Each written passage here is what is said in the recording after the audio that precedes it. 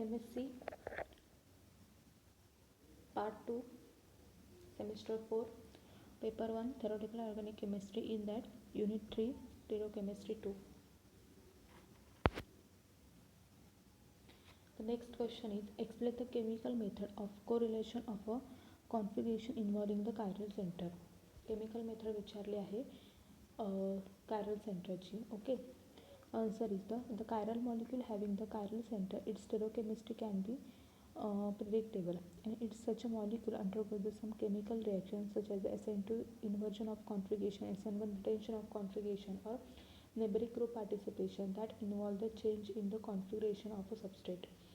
असे जे मॉलिक्युल्स आहेत ते कुठल्या केमिकल रिॲक्शन जातात, SN2 असेल, SN1 रिॲक्शन असेल, SN2 मध्ये इन्व्हर्जन ऑफ कॉन्फिगरेशन आपल्याला मिळतं, देन SN1 रिॲक्शनमध्ये रिटेन्शन ऑफ कॉन्फिगरेशन मिळतं, then neighbouring group participation. Okay, ते NGP आपण म्हणतो, नेबरिंग ग्रुप पार्टिसिपेशन. ओके, अशा प्रकारचे त्यामध्ये केमिकल रिॲक्शन आपण होतात. आणि such cases the steric course of reaction is known. Certainly the configuration of a product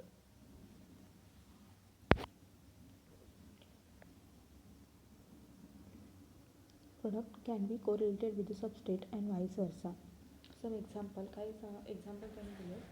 Walden inversion मध्ये firstly R plus alpha phenyl ethyl chloride example घेतलेलं आहे त्यांनी. ओके, काय NaN3 डायरेक्टली अटॅक N3चा दाखवल्याने Cl ग्रुप तिथून leave होणार आहे. ओके, देन H2PT मध्ये सिम्पल रिडक्शन प्रोसेसर N3चा NH2 मध्ये कन्वर्जन होणार आहे. ओके, काय फॉर्मेशन झालं, S- alpha phenyl ethyl amine. Then next example is the rearrangement of by migration of a chiral grouping. S plus hydrotropic acid घेतल्या येते N3, COOH आहे, COOH carbon ग्रुपवरती attack केला आहे. ओके, H2 तिथून remove होणार, N3 group तिथे attach होणार. Then reduction, simple reduction process NH2. Okay, N3चं कन्वर्जन NH2 मध्ये होणार, S- alpha phenyl ethyl amine formation होणार आहे. म्हणजे फर्स्ट एक्झाम्पलमध्ये काय झालं आहे, वाल्डन इन्व्हर्जन झालेलं आहे. Clच्या अपोजिट साईडला जिथून लिव्हिंग ग्रुप रिमूव्ह होते त्याच्या अपोजिट साईडला काय आहे, आलेला ग्रुप तिथे लागलेला आहे वाल्डन इन्व्हर्जनमध्ये. आणि सेकंड रिअरेंजमेंटमध्ये काय झालं आहे, पूर्ण कायरल सेंटरवरचा ग्रुपच मायग्रेट झालेला आहे. म्हणजे जो ॲसिड ग्रुप होता तो पूर्णपणे तिथून काय झालेला आहे, रिमूव्ह झालेला आहे. ओके, आणि तिथे NH2 ग्रुप आलेला आहे. देन थर्ड एक्झाम्पल दिलेलं आहे COCH3, S plus phenyl methyl carbinol. Okay, COCH3 तिथे कीटोन ग्रुप घेतलेला आहे, PHCOO3 पर ॲसिड तिथे घेतलेला आहे. ओके, मग काय लागणार आहे तिथे OCOCH3 आणि नंतर KOHचा अटॅक करून OCOCH3 पूर्णपणे तिथून ग्रुप काय होणार आहे, लिव्ह होणार आहे. ओके, आणि OH ग्रुप तिथे अटॅच होणार आहे कायरल सेंटरला. काय फॉर्म होणार आहे, S- फिनाइल मिथाइल कार्बिनॉल. म्हणजे दोन rearrangement of by migration of chiral grouping, chiral ग्रुपवरचा पूर्णपणे ग्रुप जो आहे तो काय झाला, तिथून मायग्रेट झालेला आहे. Okay, in the example mention above the substrate and the product have the chiral centre. दोन्ही एक्झाम्पलमध्ये आपण बघितलं की त्याच्यामध्ये कायरल सेंटर होता, प्रोडक्टमध्ये पण आणि सबस्ट्रेटमध्ये पण. The substrate with a known configuration undergoing the chemical change with a known mechanism can correlated the stereochemical configuration of a product. Okay, आपल्याला सबस्ट्रेटचं पण कॉन्फिगरेशन माहिती होतं आणि आपण जेव्हा एक मेकॅनिझम केलं, रिॲक्शन केली कायरल सेंटरवरती, तेव्हा आपल्याला प्रोडक्टचं सुद्धा कॉन्फिगरेशन माहिती आहे.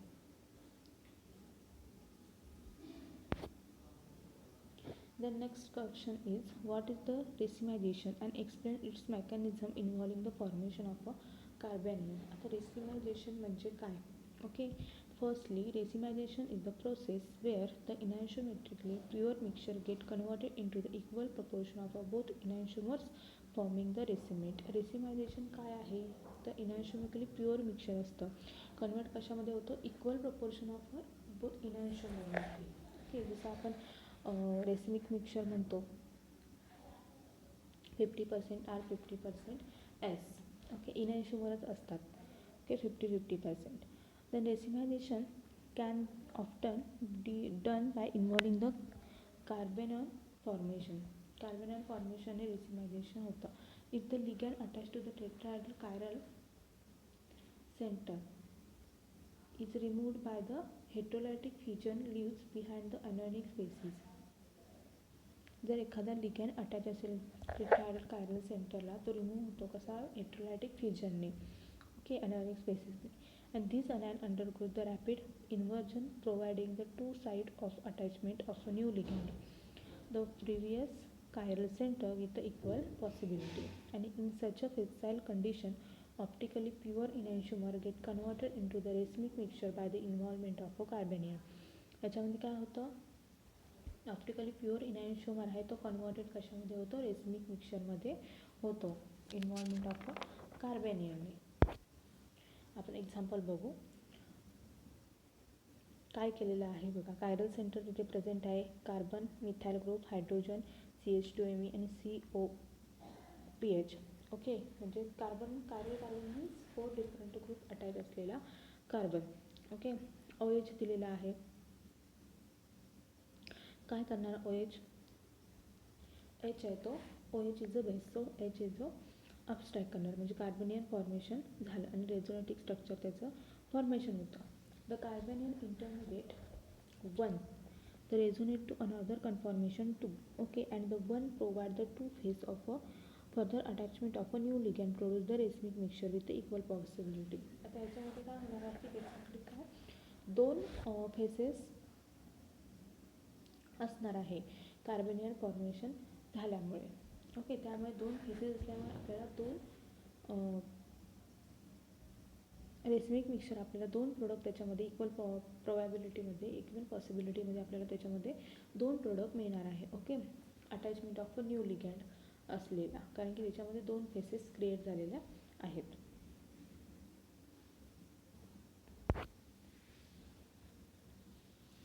Next how is optical purity of chiral compound determined by first is a isotopic dilution method and second is a chromatographic method. त्यांनी विचारलं आहे की ऑप्टिकल प्युरिटी कायरल कंपाऊंडची कशी डिटरमाइन करणार कुठल्या कुठल्या मेथडने. एक तर आहे आयसोटोपिक डायल्युशन मेथड आणि सेकंड इज अ क्रोमॅटोग्राफिक मेथडने. त्यामुळे 1 by 1 बघू. First is a isotopic dilution method. This method is readily used for the determination of optical purity of a chiral compound. ही जी मेथड आहे ती रॅडिली यूज केली जाते डिटरमाइन करण्यासाठी ऑप्टिकल प्युरिटी कायरल कंपाऊंडची. Then in this method the known amount of a sample under the observation is mixed with a known amount of a racemate of a same compound with a label isotope. यामध्ये काय केलं जातं known amount of a sample हे known असतं. Okay under the observation mix केलं जातं कशामध्ये known amount of a रेसिमेटसुद्धा काय असतं आपल्याला नोन असतं of the same compound with a label आयसोटोपला लेबल केलं जातं.